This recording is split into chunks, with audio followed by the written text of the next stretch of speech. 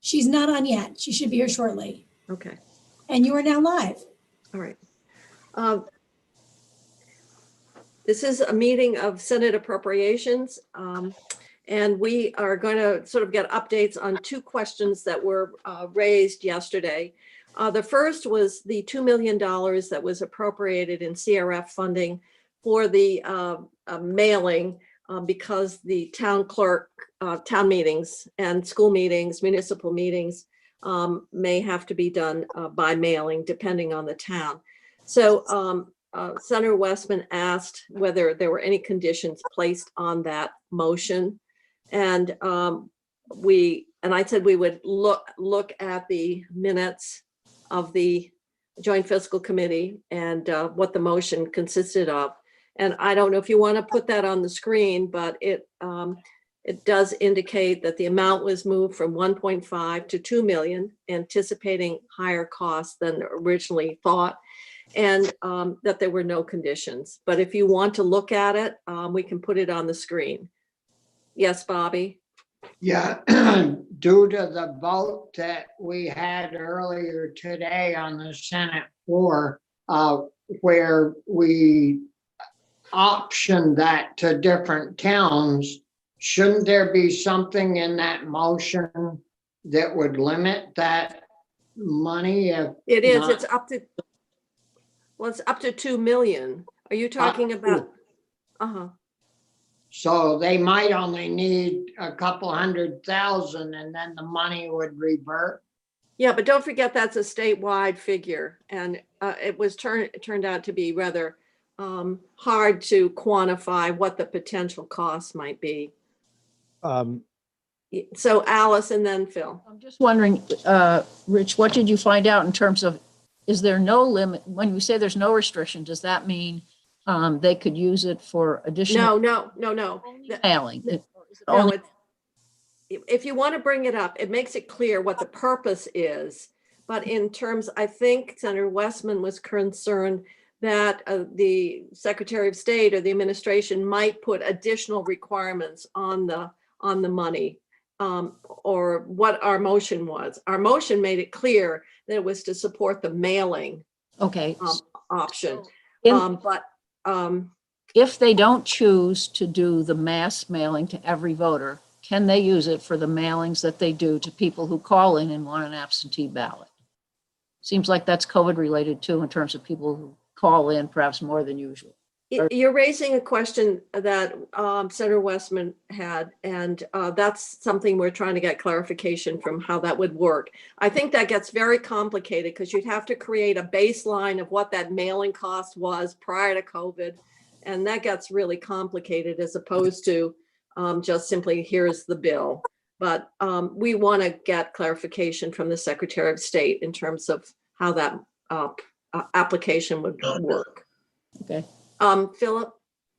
If I'm remembering right, Richie's point was that the administration might try to nudge towns toward universal mail out using its own criterion for the money. Mm-hmm.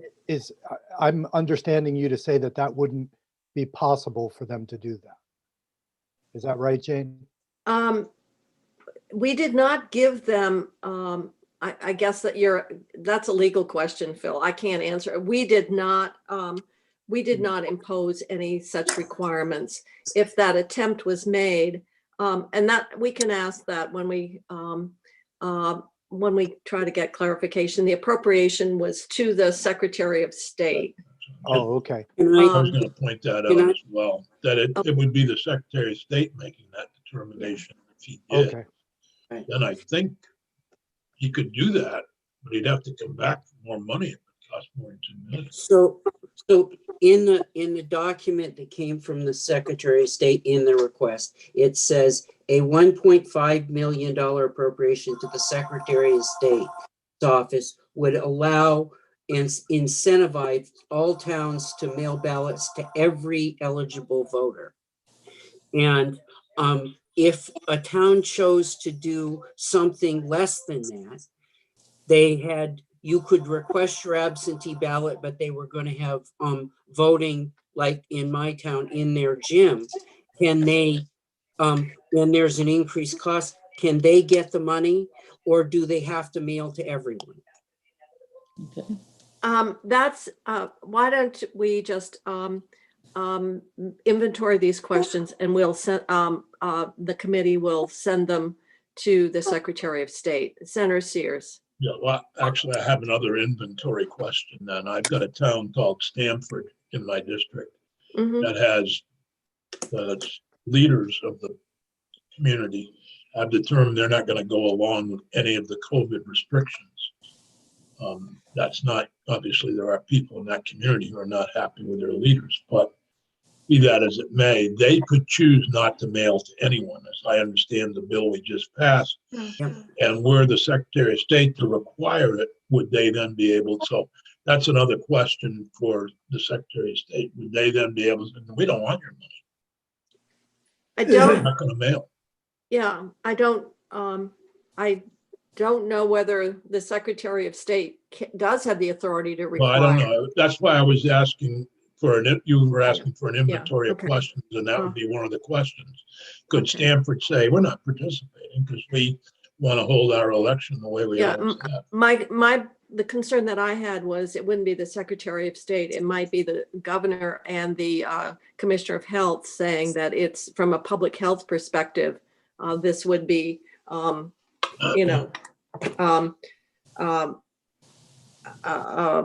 not be allowed. But this gets into a lot more detail than we had. We were simply allocating the money so that the towns had the resources. So we can, and I don't know who's keeping that inventory. Maybe Chrissy, you can write the notes. But if you want to submit the questions to Chrissy, then we'll put them all in together and that you've raised, and then we'll do an official memo to the Secretary of State trying to get additional information. Senator Starr. Yeah, the only question I guess I have left is the wording of insensitizing the Secretary of State in that motion. Well, could he spend a lot of money on promoting voting by mail and incentivizing the towns somehow so that he would send a bunch of money on advertising? That was not a topic of discussion at the joint fiscal. It really was to underwrite the cost. Well, But why we is can that? add that. We can add that. Well, Yes, I would add that wording in there. I think it's certain that would not necessarily be the intent, because what you're concerned about is the Secretary of State would use that money to lobby towns when the Yeah, legislation basically gave the towns the flexibility or the permission. And so to me, that seems as though it would conflict with the intent of the legislation we just passed. But yes, I would too. but we can add that as clarification whether the Secretary of State's office has any intentions of using the money for purposes other than the underwriting the cost of mailing the ballots. Yep. Okay. All right. Good. So with that, I'm going to move on, and Senator Ballin left yesterday at 3:30 and was meeting with the treasurer. That was sort of a continuation of an earlier discussion around the treasurer's efforts underway to propose changes that would have a way of reducing the cost of the pension liability. So we are not going to get into a lot of detail today. This is more of an update, just an update of the meeting, since obviously we're hearing that there have been calls with teachers and VSEA. And then next week we'll really dive in. And we did get, Senator Ballin did get quite a bit of detailed information, background information, which we will make available. But that's when we have more time to really focus on, because that was a lot of historical information, a lot of fiscal information, and it really gets us into greater detail than simply an update of how the meeting went and what were the highlights. So it's all yours, Senator Ballot. Great. I will try to be on point and pretty brief, because I know that all of you on appropriations, you know about the liabilities that we're facing.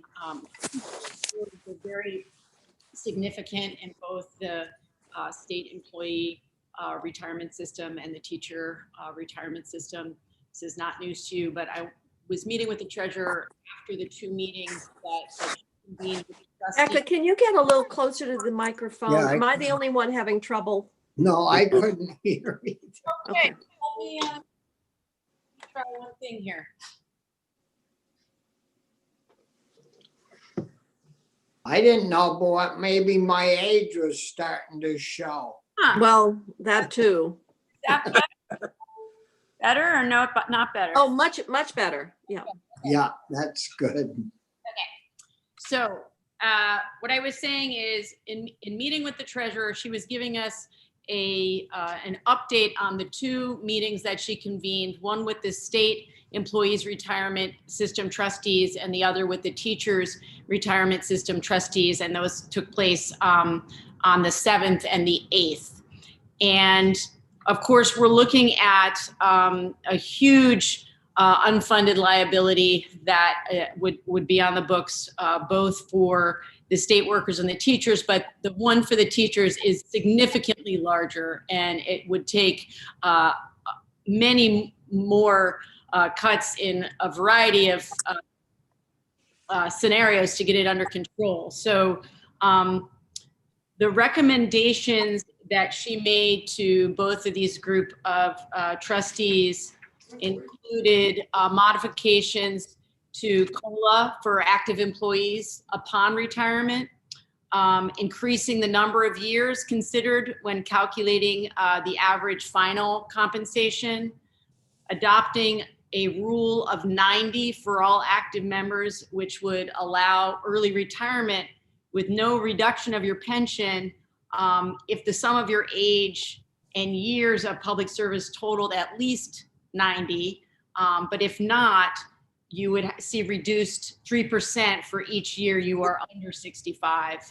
And then the last was changes to employee contribution rates. So the treasurer's office will be releasing a report tomorrow. And this is just the range of the options that were given to both these groups of trustees to know what had been in consideration. One is increasing employee contributions, changing to cost of living adjustments to COLAs for active members, but no changes were recommended for current retirees. And the treasurer wanted to draw attention to that. She feels very strongly about that. Another option, increasing the number of years considered for calculating the average final compensation, revisions possibly to vesting requirements. As I said earlier, adopting the rule of 90, perhaps some early retirement factors included, changes to the benefit percentage multiplier, and in other considerations such as dedicated revenue sources, or any changes to employee contributions or COLAs. So a lot on the table. My understanding is on Friday, we will see a set of 3 or 4 like specific recommendations. So be looking for that coming out tomorrow. But the high level is that the teachers' retirement plan is facing a much more challenging situation and would require, in her view, a much more aggressive approach in order to meet the unfunded liability. So as she said, these are going to be really, really tough decisions, and there are no easy answers. That this has been many years in the making, and as you know, Jane has spoken to that multiple times about that. But that was the general tenor of the conversation. And as you and I talked about, Senator Kitchell, having Chris Roop come in from JFO might be useful dig more deeply into the possible scenarios that are going to be introduced in this report. So not happy news, but also not unexpected given what we've heard for several years on this matter. So So we'll be sending out the background information that Senator Ballin received, and we've arranged for Tuesday to schedule testimony. That would give us sufficient block of time to pursue this, and we would have the benefit of the Treasurer's report being released on Friday. So that's an update from yesterday on that discussion. Then after yesterday, we talked about that there are some time-sensitive areas of CRF funding that need to be addressed. The first one has to do with language that was included with the funding on the broadband allocation of CRF. And it refers to a termination of the program. And the Commissioner of Public Service emailed both me and Senator Cummings around that language and a possible interpretation. We asked Maria Royal to take a look at what was written and whether we needed to go back and get clarification, whether statutory clarification was really necessary to avoid any question. And what it really amounts to is the language was such that the services approved and the cost of those services, the obligation was made before December 20th, but because of either delays or a need for testing, et cetera, the payments wouldn't be made until after January 1st. So without this language, we actually would have contractors with work that has just about neared completion, but they don't have the authority to make the payment. So we're not talking about larger discussions around what would be, this would be work that was approved and consistent with the CRF guidelines. It is something unique to that one particular CRF allocation. And so I don't know if Maria Royal is on yet. She is not on yet, but she'll be joining us at 2. All right, so I'm ahead of myself. And so what we had thought would be the easiest thing to do, as I mentioned, my first thought was, well, we'll just do an amendment and put it on the bill, the UI bill that is coming out of economic development. But Secretary Bloomer said that that's really an amendment that would not be germane. So then in looking at a number of CRF related issues, it seems like we've got to clarify the language with the broadband so we can pay for the work that's currently in progress. We wanted to deal with the fact that the 75,000 just to continue for another quarter, the payment of the e-filing fees to give the Ways and Means Committee and the Finance Committee and Judiciary an opportunity to really look at what those fee structures should be and to do other negotiations with Tyler Technologies. So there's 75,000. There's been, everybody has said, yes, we should do it, but this would officially take the action so that the money is there to support the decision. Senator Bruce, you had a question? I was just wondering, even if it's not germane, would anybody object? Probably not, but what in the end, because it was getting so tied up with other related issues, it seemed easier to move forward with a more technical correction bill that would include the 75,000 for another quarter of the e-filing fees, deal with the sunset language in the broadband area, deal with anyone eats and make sure that there's not any question around the excess receipts and the use and the continuation of that program being consistent with our intent. And then, gee, Stephanie, what was the other one we have out there? Oh, the housing. Senator Westman was concerned about the fact that we ran out of the funding, the allocation to help people with rental assistance for the month of December. And it would be to provide the funding so that those December applications could be approved and the rental assistance could go out. So those are the ones related to the CRF in terms of specific amounts of money.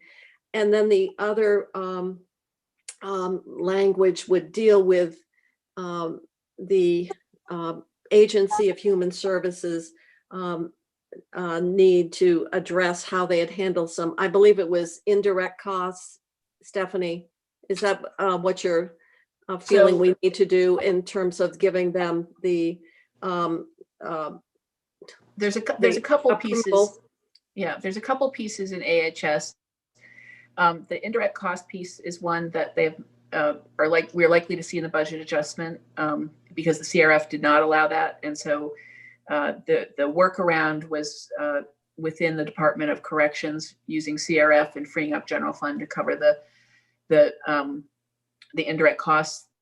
That's a choice whether it would go in this bill or the budget adjustment bill. As long as it's done by the end of the fiscal year, that would be. I don't see that as time sensitive as paying our bills or what? I'm sorry. There's a few other pieces in AHS that I can describe that you might want to make a choice about as well. Okay, why don't you do that now? So in the healthcare stabilization pot, the AHS has decided or is setting up a specific to long-term care facilities through the healthcare stabilization for COVID's spike right now. So if a long-term care facility is having financial difficulty and positive COVID patient, they're doing sort of that the stabilization pot was in sort of two phases, and this would be either a third phase or a sub phase specific to the COVID spike for long-term care.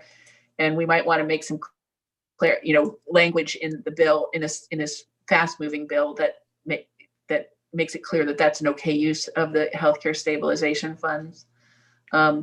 Another piece in the healthcare stabilization fund that could perhaps use clarity is money that some of the healthcare providers came through the ACCD door, and the healthcare stabilization pot was used to cover those, like dentists. They're more enterprise in nature, but healthcare is their main piece. So there might be language around that. I heard that ACCD and AHS coordinated across the two funding streams. So what's the issue there again? It may not be an issue. It's just one that was raised, is just to be perfectly clear, language that makes it perfectly clear that was an acceptable operating arrangement. And then the last one is we were just having a conversation with staff around the language that we put in the budget bill and how the CRF appropriations extend beyond December 30th for what we've done. And so, for example, we put $16 million into homelessness. They're continuing to use that $16 million into homelessness into calendar 2021. The council may think that we need some language that makes it clear that it can go beyond December 30th, given the language we've already put in the bill. So there may be pieces like that we want to have clarity on in this bill. Okay, so who would speak to those areas where that? So on the clarity, probably Jen, Ledge Council, we probably want to talk to tomorrow. And Jen and I will work tonight to see what we think needs to, if there's something that needs to be drafted, we would work together to put those together. Okay, all right. The long-term care piece is probably the most pressing piece. Okay, Bobby? Yeah, can we do just one general statement? That's what we'll to extend dates into this year from last year, so we don't have to do each individual? That's part of the conversation that's just been happening. And there's pros and cons of doing that, I think. And so we'll try and get as clear as we can by tomorrow for you for this particular technical correction bill.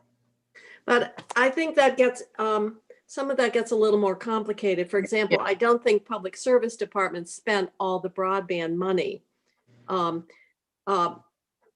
so what they're saying is they want the authorization to cover what they have already made for commitments. They are not asking to have the ability to continue those obligations. So because I think there's going to be more discussion within the policy committees, and do they want to change parameters or standards or whatever. So to do a universal extension, I think could be problematic depending on the nature of the allocation and the purposes of the allocation. So it would be nice to do something in that way, but because there's so much variation, I think that would be a problem to do it across the board. Stephanie, do you have thoughts on that?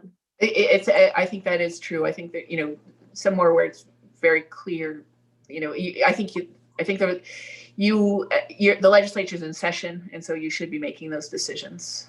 Mm-hmm. Yeah. Thanks. Okay, so I see that I don't know if Maria has come on as well. I see the commissioners here. I'm here. Oh, thank you. Okay. So as I mentioned earlier, we got a communication from Commissioner Tierney about this language that basically shuts the program down in January 1st. And there was one interpretation which would allow these bills to be paid as long as the obligation for the service was made prior to December 20th.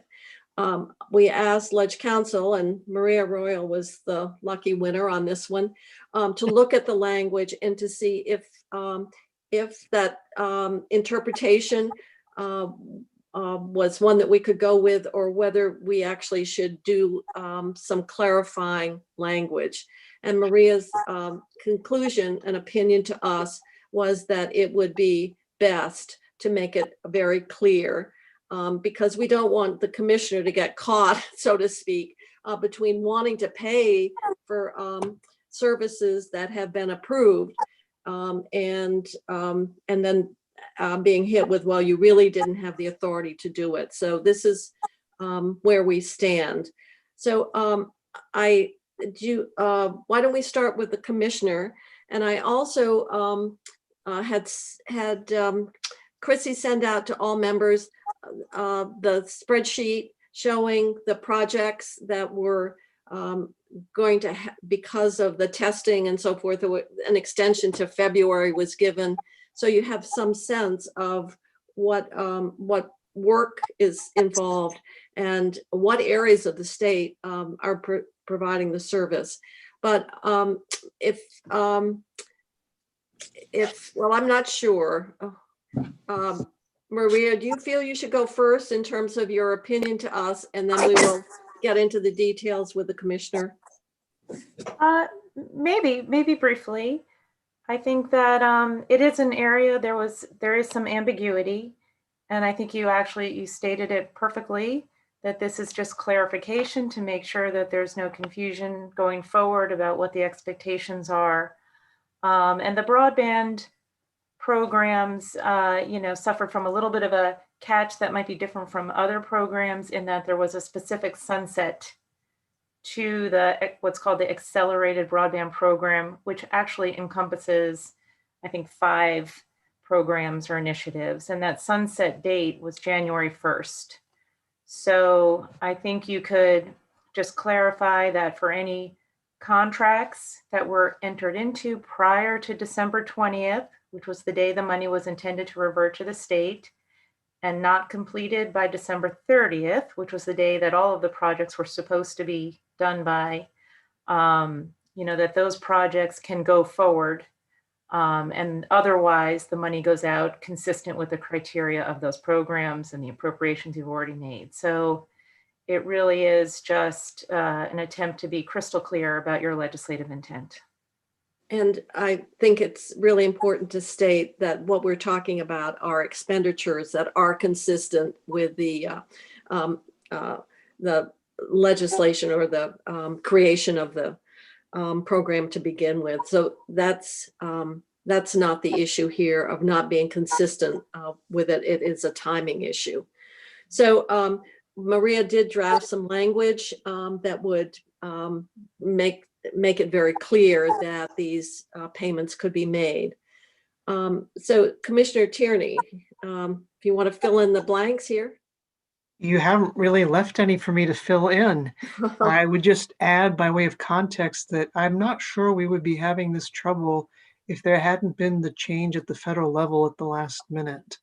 So under the Treasury guidelines that were already in place before December 30, there was a carve out for work in progress. But I completely respect the ambiguity that Maria has identified, and that's what moved me to come to you to begin with. I have been laser focused on protecting the state from any audits from the federal Treasury. And while the risk may have changed a little bit with the new administration coming in, that's just not how we conduct business anyway in Vermont. So I fully support this clarification effort.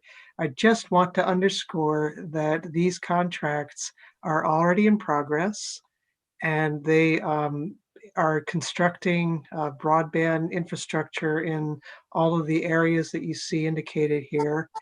And we're really talking about bringing that to a grinding halt and having stranded assets, basically, if we do anything other, frankly, than clarify as Maria has suggested. So if there's anybody who's wavering, please tell me what your concerns are, and perhaps I can give you comfort. Otherwise, I think we're good to go here. And I'm happy to take any questions from the committee.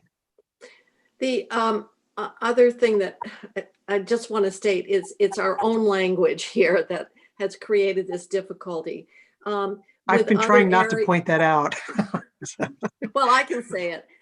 Okay. And because subsequent, we found, even in the guidance, they said you had 90 days after. Yes. And so that hard and fast date that was embedded in our minds at the beginning actually got liberalized. But because of this language that we wrote in, it didn't even allow the flexibility that later interpretations provided relative Indeed. to the payout of these funds. So I just want to make it clear. And other questions for the commissioner? Do you Yeah. want to look at the projects, that spreadsheet, or are you comfortable? I thought it was very clear. It was provided to finance, was getting a little more confused in terms of what the issue was here. And so I have talked to Senator Cummings and made it clear we're not getting into the larger discussion around broadband, around the standards, the speed or satellite versus, other options. This is simply to pay the bills for the work that was in compliance with the legislation and in compliance with the CRF uses. So it's you can see The dark colored ones are the ones that we've got to pay for in the future, right? No, the blue ones, any of them that say they've got an extension to February 28th. And you can see in some cases, and actually this is another variable which our own language constrained, and that is the supply chain problems. There was some recognition that there could be extensions with supply chains, and you see when you have that absolute drop dead date, it took out all that flexibility to address those sort of situations as they arose. So it's it's the ones in blue that, where we're talking about the payments, that would be, impacted without the clarity. Was there about 22, 23 million there? Oh, you Dollars? mean left to be paid? Yeah, No, I don't think it's quite that high. No, I would have to do math, but that is well in excess of the actual appropriation that was made. But I can try to total it up for you real quick, Senator Starr. 4.8. that, it doesn't matter. It's pretty easy to do in your head. Yeah, it's everything in blue. Yeah, That is being involved here. And as you can see, that there's still speed testing. So sometimes the build is complete, but it's just to trying, to make sure that the product that they're contracted to provide on those standards have been met. At least that's how I would interpret that. Is that a correct? yes, it is. Okay. It is. And to Senator Starr's point, I think that's maybe 8 million if you won't Yeah, move into it 6 to completely. 8 million. Yeah, Okay. but Senator Kitchell has captured it perfectly. And as I said, this is just, I really think just an accumulation of events that are driven by the confusion in Washington, D.C. Senator Sears, I see a little yellow hand. Mine is just a comment, and it's a lot of money. And my system is still unstable, according to me, all the time. And I don't know why the quality, the best explanation I heard was because I live in the middle of the street. If I was on either end, it would be better. Oh. There's a lot of money going out the door, and some of the quality of those services are not what I would call, and I'm experiencing it now daily while I'm on Zoom. So I would just caution us to, at some point, maybe the auditor needs to do an audit of what has been delivered to us. I suspect your service, though, it pre-exists any of these my projects? service is well before the creation of all this money. I'm with Comcast, but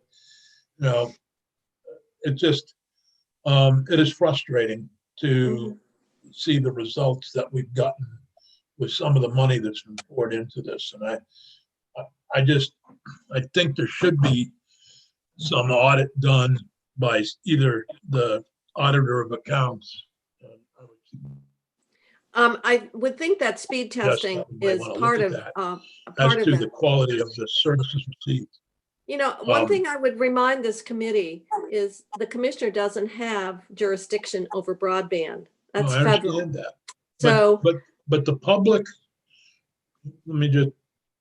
I understand it's not the commissioner who has authority over this. Believe me, I've had my battles with Comcast on why I can't watch the Patriots in HD because Channel 3 covers them, and they're not down here. They're here in Bennington, but they don't have width for HD on Channel 3 in Bennington. Isn't that?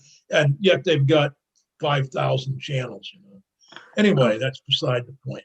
So I've had my battle. I understand the commissioner is not in charge of that. My point is that our constituents see the money being spent and the results not being what they would expect. And I think I would like to at least have to say, I tried to do something about this by either in the budget asking the auditor of accounts to review these contracts and what was delivered and what wasn't delivered and how they, what the quality was. That's as simple as that. It's a government function. I realized that, I could yell all day long about the Patriots and Channel 3 and HD, but it doesn't do any good. No, you're probably right on that. You could yell all you want. This gets into a larger issue, obviously, and that is, what you have for, and that's something that I think is being debated next door, and that is what we're paying for and what is permissible. So it's, But Your frustration, I think, is shared and probably a topic of conversation around what should government pay for and the extent to which we are directing money, particularly to the CUDs, which are a creation of the state and were designed to get service to areas that commercial companies just would not find fiscally attractive. So there's a host of issues and concerns, and some of them stem back to the era funding and how that money went out. And I suspect that some of that's what you're talking about as well, Dick. absolutely, I mean, I'm very pro the commissioner and the entire group. They've been helpful when we've called on them for anything and tried to explain, but my constituents don't see the difference between federal regulation, state regulation, and money and all that. That's Yeah. Well, Senator, listening to your complaint, something I've been thinking about is, in my tenure, I've tried to do a great deal of advocacy with the FCC, because the FCC does have jurisdiction and they've been quite passive in exercising that jurisdiction. But there is a new administration now coming in, and the chair of the FCC is going to change hands. So there's an opening there. But what I've found, if you recall, we did this drive test to demonstrate that the maps showing cell coverage in Vermont from the big companies were not what they said they were. Yeah. And we were quite successful in doing that. And so it seems to me that there's a place for advocacy like that. And what you're describing is really a service quality audit. And to then take those facts that have been documented and go to the authority that does have the jurisdiction and say, hey, you need to do something about this. And that in turn creates an artifact for you to show to your constituents to say, hey, we're doing what we can. And I'll tell you frankly that that is on a very long list of things that I've been trying to do as commissioner. No, I'm not belittling I'm you hearing at all or I'm your hearing you. agency. Yeah. I mean, I just, the other day I got a notice from Comcast that I was getting $5.53 off my bill because we didn't have any sports for a year, but I was paying the $8 a month for sports in my contract. Yeah, no, and wasn't that nice of them to take $5.53? It comes awfully close to what in law school was called an adhesion contract, where you're stuck with the arrangement. Right. And it's not right, and it's about putting together the factual case to take it to them. And all I can say on that front is that if there ever was a moment for a breakthrough in changing the regulatory consciousness of Washington, D.C., it's now, because of the difficulties we've experienced as a nation with connectivity. But it does take advocates' voices showing up and stating the case. So I'll have to give that some thought, but when you say that, I see it's not just you, it's the constituents standing behind you. And so I can give you assurance that these things are on our minds. And at our next opportunity to address it, I'm happy to make that a priority. I'm going to be optimistic that our whole regulatory attitude changes. Changes. Maria has provided us with draft language that she feels would provide the necessary clarity. Commissioner, you've had a chance to look at that. And I agreed that would do the job very nicely. Okay. So if you want to put that up on the screen, we can look at it and Chrissy, would you like me to do that? Yeah, I don't have it, so I just made you a co-host. If you wouldn't mind sharing, Maria. Sure, no problem. Thank you very much. Just give me 1 second.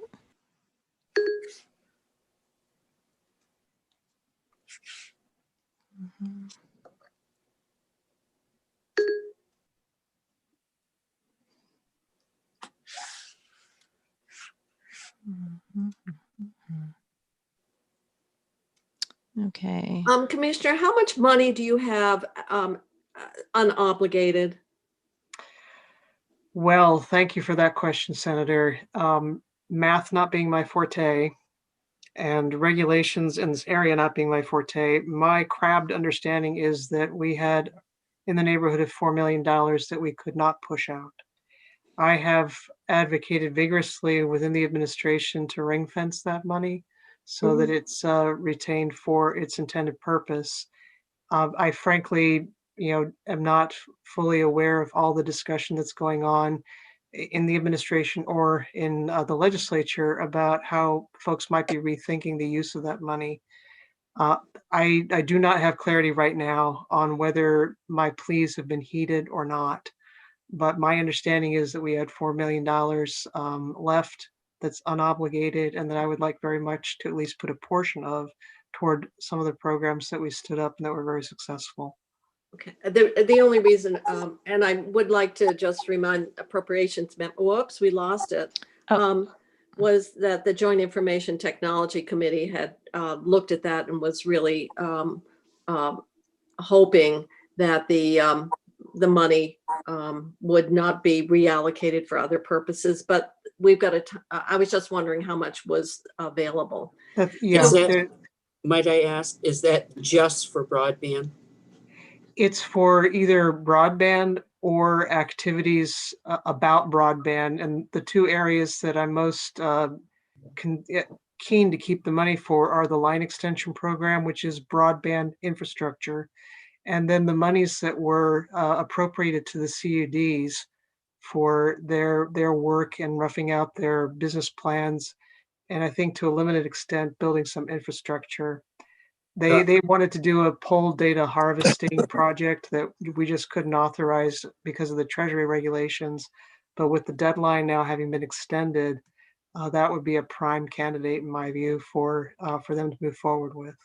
Yeah, the only reason I asked the question is because that's 4 million you didn't use in broadband, but there are other things such as reimbursement to individuals for utility bills that you were woefully short on. Yes, well, you're absolutely right about that. I mean, I'm sure we could all identify any number of uses for $4 million, and I wouldn't be proposing to use all of it necessarily. The two items that I've identified, I think, would sum to something around $2 million. But if you were, thinking of putting money toward electric arrearages, we pretty much exhausted that program, and the need is still out there for sure. Well, and we heard that water projects are woefully short. Yeah, that's another one too. Let me tell you, there's huge. It's sort of like you can imagine the number of requests have come in, for any additional money. In light of the extension, or remorse that I reverted anything, because if I'd had more time, and I'm sure you could say that yourself, then I could have spent the money. So this is going to be part of a much larger discussion in terms of the adult days are saying they need money to continue, and the list goes on and on. So we've got a lot of work ahead of us. And I think in the spirit of candor, I think broadband's a prime candidate for additional federal aid too. So I would not be able to sit here in good conscience and tell you we have to have these dollars, else terrible things are going to follow. It's more wanting to drive the mission home, and I understand completely if priorities have to change. Not to be a piggy about time, but when I am looking at the issue of 200 million coming for homeless and keeping people in their home, I think part of keeping people in their home may be helping them with their electric bill and helping them have water and sewer. Indeed. Yeah, and that's the other thing that's going to influence the discussion, and that is with that second slug of federal money, where that goes, and then identifying the areas that where the need still exists and how we want to address it. So there's a lot of work ahead, and this is just very short term. The commissioner wants to pay the bills, so this simply. It allows to continue dispersing bills for any project contracted prior to December 20th, but not completed. That's right. We're just wrapping things up. And then if that's where you need to draw a line and say no more, that makes perfect sense. Yeah. So this is a very contained authorization for the expenditure. Any questions about the proposed language? No, you want to move Okay. it? All right, we'll take it off then, and unless there are other questions for the commissioner, then we would have this language as part of this sort of corrections bill that we're going to be assembling. Okay, all right, thank you. The next question that I have, and that is, it would be very simple, but I just want to get people's approval, and that is to extend for another quarter CRF funding for the e-filing fees to allow the Finance and Ways and Means Committee to look at those fees, and for the Court Administrator's Office to do more negotiations with Tyler. So our people, we have, and we have given the Court Administrator sort of the, not sort of, we said, go ahead and do this, and we will formalize it subsequently. The budget adjustment takes a little longer, so this would actually take that issue off the table and formalize the arrangements that we have done. And I had contacted Senator Sears. He was very supportive of the additional time to allow this to get resolved.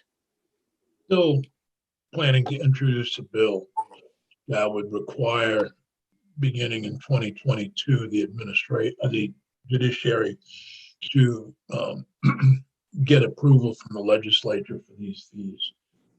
Part of the problem is they went ahead and did a contract without consulting the legislature. Yeah. Okay. So I'm asking, I asked Becky Wasserman Schultz to send you a copy of that bill, and so you're aware of that, because and Senator Cummings. Okay, and that is kind of a longer. That Yeah, is to address. it started out, we were going to do the bill and try to get the funding for it in the bill, but now we don't need to, thanks to you, and you worked it out with Pat. Well, nothing is thanks to me unless I get your nod of approval here. So I'm assuming that people, it is nothing new. It's a 1 quarter continuation of something that's currently in place. So unless I see a thumbs down, we'll just, Stephanie will work to get the language that's necessary. You don't have it right now, but. I don't have it, but we are expecting a draft of it. So this is just for the extension piece for this bill. Yes, just that small piece to get us through March 31st. My bill would be a separate issue, and that's the issue of the judiciary establishing fees without consulting with the legislature. Yeah, that got into the whole separation of powers, and it's much larger. We're focusing on mini. Okay. The other was Everyone Eats. One which we had talked about, and we actually gave more money in joint fiscal, an additional 400,000 at maybe not our last, I think it was our last meeting.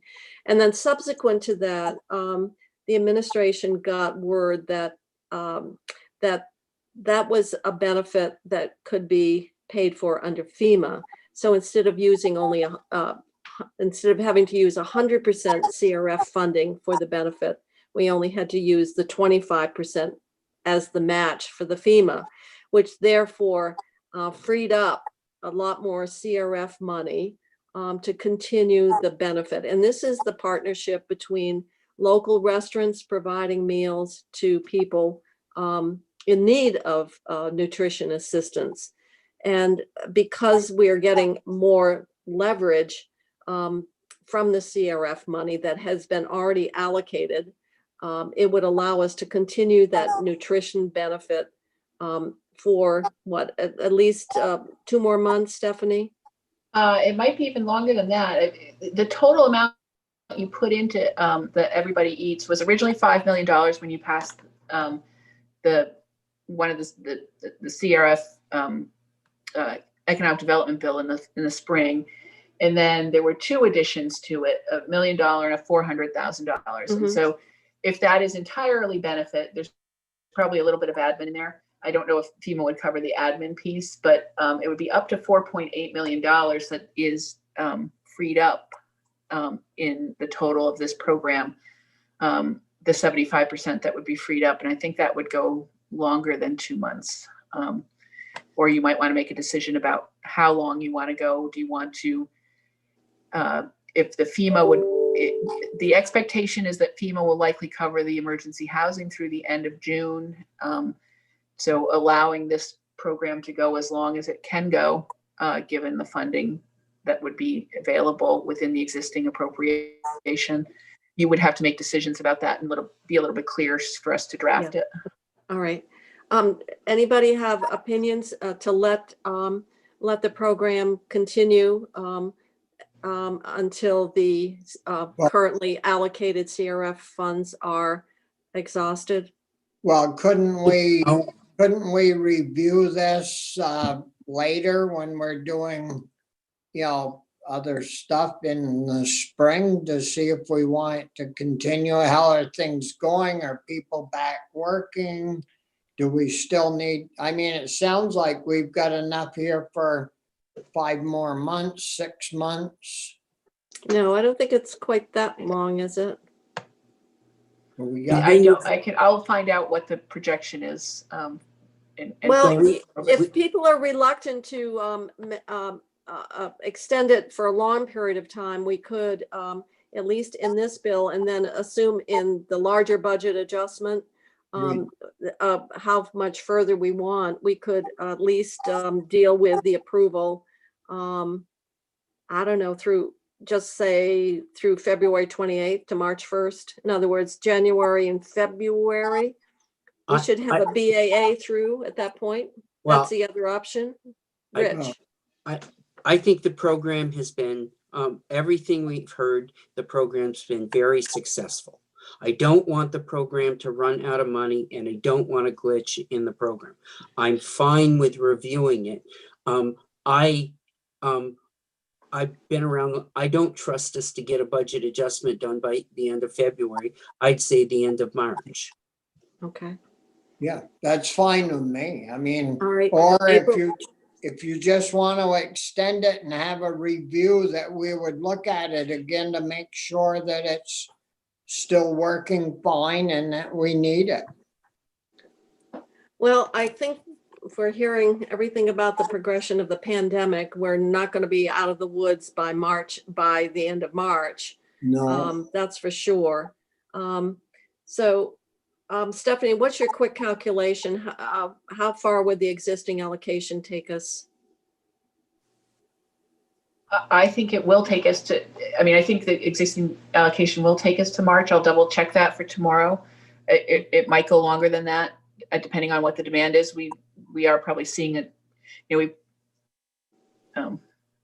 okay. I have to understand the operational flow of the dollars, if it's demand driven or if it's, if it's a set amount per month.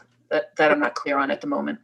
So, if we're talking about sometime into April, I think the progression of the pandemic is still, we're not going to be in a spot where we're getting to the point where we're getting significant recovery and the need would be dramatically changed. So we can get a fix on that. Yeah. If in fact we've got the allocation, the current allocation would carry us, say, mid-April. Yeah. The other piece we probably want to check on is to make sure that if there is not another funding source within the second the CARES bill, or that comes when the Biden administration comes in, if there's not another funding source that can also be the match for this FEMA, we want to probably put in a little bit of directive. We'll put in language that would would use the least, if eligible dollars that are less restrictive, that are specific for nutrition, can be used here as opposed to CRF, so that we reserve the CRF for the more flexible CRF for other uses. Yeah. We probably want to stack some intent around that. Yeah, and well, in this- we want that language in a variety of places. Yeah. Okay, all right. But to continue the program, which it is being continued, sort of assuming excess receipts, but we have some questions about whether that's the clearest and that that we need to make legislative action to really authorize those receipts for this purpose. Everything I've heard is that it's been well received, and I know that the area restaurants have certainly benefited from the business. Okay, so the next, and we don't have the folks from housing in until 3. Was there another one, Stephanie, other than housing? No, I discussed the other pieces that were the AHS pieces, and we'll be following up on those just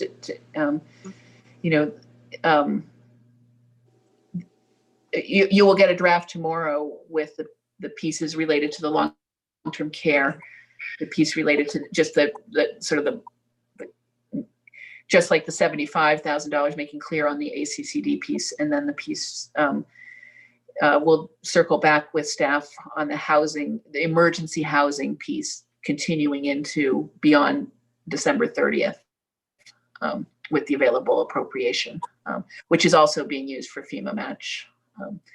And to the extent we, again, with language that would coordinate with the next round of federal funding, we do have that rental assistance $200 million piece, and on the emergency housing, to the extent that we can apply those dollars,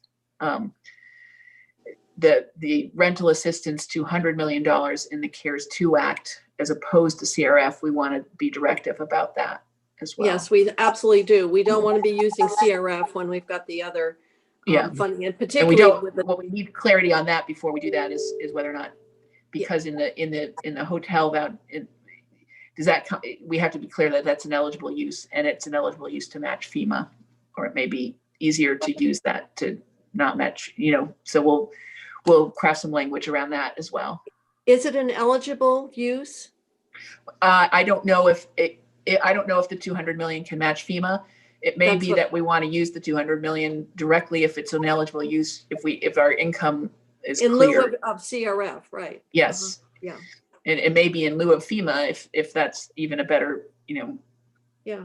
I don't know. We'll have to, we'll want the agency to weigh in on that if it's an eligible use, All right. I'm just looking at the clock, and we've been on the floor since 1, and some even before, if you listen to the State House. I was thinking if we wanted to take a little break until 3 when the housing folks come in, unless people have got other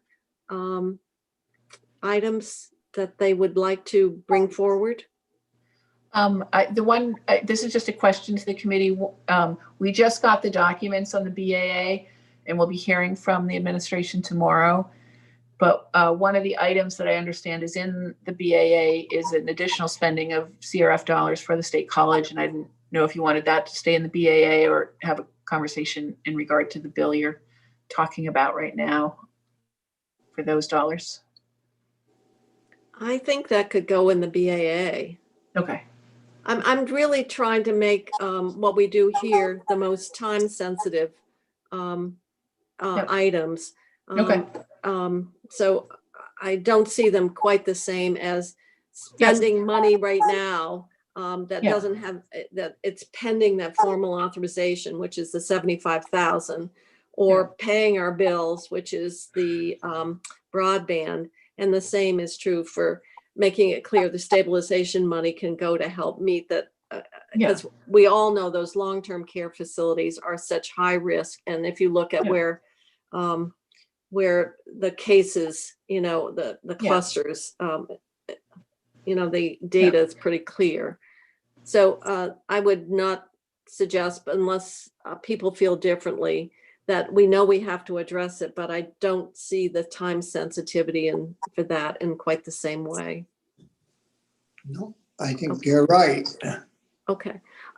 So why don't we just give ourselves a 20-minute break? And we will come back at 3 and go through the housing piece. And then tomorrow, maybe some of this language, as long as we've got agreement from folks that this is reflective of what we want to have done. I think we can move through pretty quickly once we get the language. We've already closed out one section of language with the broadband already. So why don't we take a break for 20